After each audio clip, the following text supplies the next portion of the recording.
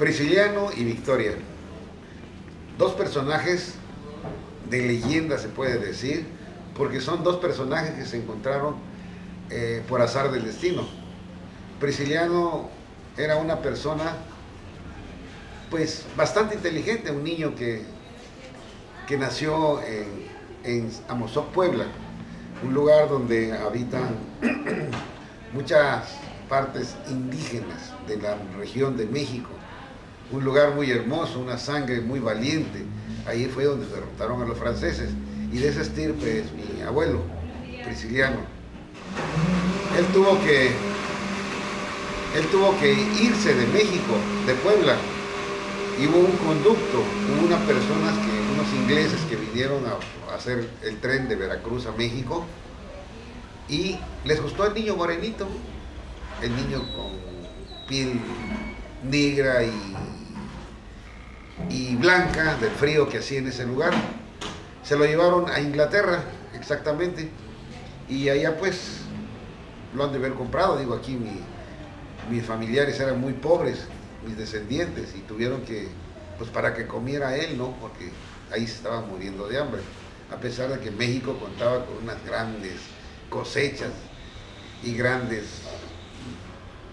agricultores que había en Puebla, ¿no? Y que sacaban tanto y tanto y tanto de trigo, maíz, frijol, arroz, y ellos como pobres eran pues empleados de la hacienda.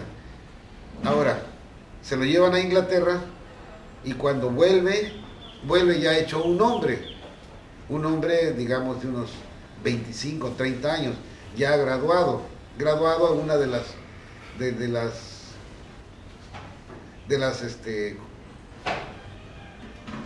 le podía haber cortado. Universidades. De las universidades grandes que hay allá ¿cómo se llama? En Inglaterra. La universidad de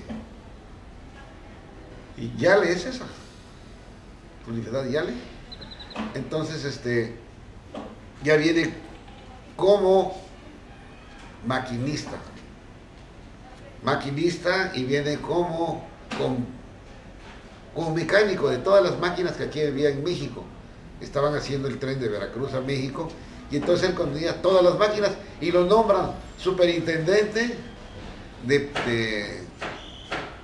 la Casa Redonda de Puebla. Él escogió para vivir Coatepec, Veracruz, porque le encantaba mucho Veracruz. Entonces, un lugar donde hacía frío también, pero había muchas formas de vida ahí, había mucha vegetación, había cafeticultura, había muchas cosas lindas en unos arroyos, unos ríos, y él se quedó ahí a vivir, y porque ahí le tocó ser el centro de todas las máquinas en composición de México, del ferrocarril mexicano, del ferrocarril del Amor, que corría de aquí a Alvarado, a Tierra Blanca, el otro ferrocarril de Guadalajara. Él componía todas las máquinas de vapor, y era un hombre excelente, una educación increíble, pero mortal como todos. Pues él le gustaba abrir caminos. Él abrió el camino de México-Tapachula en las máquinas, ese camino que estaba pues puras montañas, puros lados grandes, y él iba atrás con las máquinas, pues, atrás de los constructores de las vías, de las estaciones, de las tomas de agua. Él era el que ponía las ideas de cómo se iban a poner.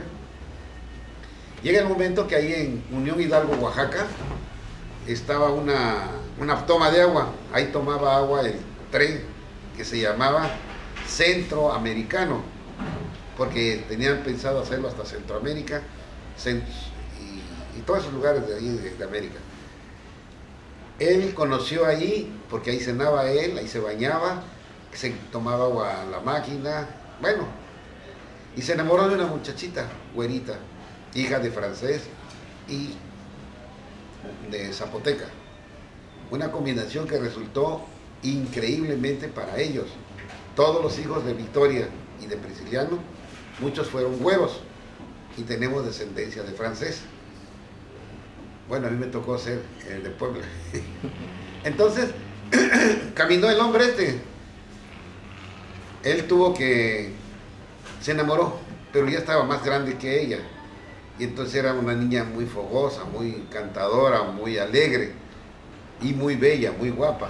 Las fotografías que tenemos aún de ella pues se han entorpecido por el tiempo, pero nosotros la conocimos. Era muy bella la señora esta Victoria Ortega. Ya le digo, hijos de zapotecas. Hablaba el zapoteco, hablaba el español y hablaba por parte de mi abuelo en inglés, de Prisciliano. Tuvieron vida matrimonial y procrearon 11 hijos. De los nombres quizás no me acuerdo de todos, pero vivieron todos. Uno de los más grandes fue mi papá. Y de eso hablaremos más tarde. De Victoria, ¿qué nos platica? De Victoria puedo decirle, pues ya que es una niña que completamente alegre, cantaba, hacía cenas ahí en Unión Hidalgo. En zapoteco quiere decir Rancho Gubiña. Rancho Gubiña es un lugar donde, pues, es muy bonito, muy hermoso, muy pintoresco. Ella vendía garnachas en la estación del ferrocarril y tenía una colección de clientes increíble por su belleza, por su talento, por su sabrosura y sus guisos. Ella caminaba muy bonito, si hubiera sido norteamericana o europea, pues no le pediría nada a nadie de esos lugares, porque su belleza, su tez blanca completamente. Y pues del hombre fuerte, recio, moreno, gordo, porque pues comía mucho.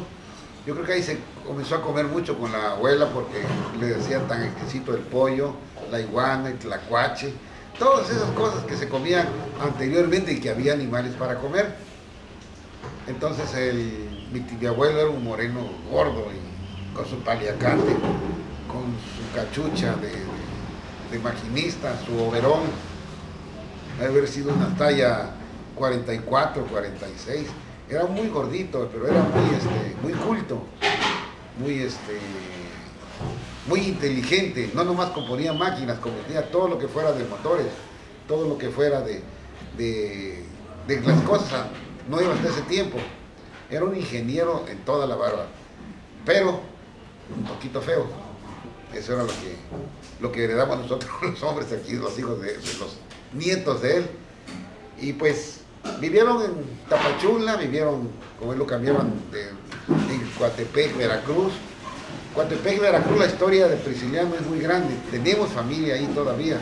Vive gente que son familiares nosotros y sobre todo muy ricos, porque él compró muchas haciendas de café. Son mucha gente que convivió con mi abuelo Prisciliano. Y como todo buen maquinista, era muy mujeriego. En cada puerto un amor, dicen los marinos. Él en cada estación de ferrocarril tenía una muchacha. Y la que se quedó a vivir completamente fue con mi abuela Victoria. Hablar de Prisciliano es hablar de uno de los primeros grandes hombres de México en inteligencia. A nosotros nos tocó, pues, ¿cómo se llama? Como herencia, muchas de las cosas de sabiduría, porque como cada de los 11 hijos que tuvo y de los que yo me acuerdo, son bastantes, nacieron unos niños muy inteligentes, con una inteligencia sobrenatural que fueron captados por el tiempo moderno, las cosas nuevas que venían saliendo. Por ejemplo, un hijo de Catalina, a los 8 años componía automóviles, de esos forcitos que salían ahí. Entonces, ese es uno de ellos, por contar a uno. Tenemos doctores en la familia, ingenieros, periodistas, y con una inteligencia bárbara. Todos fueron educados a la tecnología de ese tiempo. Los padres. ¿Qué era ser maquinista? ¿Qué era? Maquinista, el que guiaba las máquinas. Ahorita un operador es de autobuses. Un autobús, ya no es chofer, ahora es operador. ¿Qué tanto medio de transporte había? Pues el transporte que había era nomás el único terrestre y el marítimo. Marítimo desde la colonia. Y terrestre desde que comenzaron a hacer los ferrocarriles aquí en México. La tecnología más avanzada. Lo más avanzado que había. Como hablar ahorita de aviones a chorro, a espaciales, televisiones, grandes inventos de esta época. Aquello era lo más grande, era ser maquinista, pertenecer al ferrocarril era lo más grande.